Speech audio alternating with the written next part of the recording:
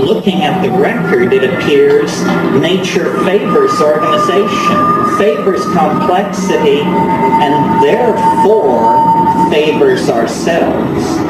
Because we represent animal complexity plus culture, plus phonetic alphabets, plus high technology.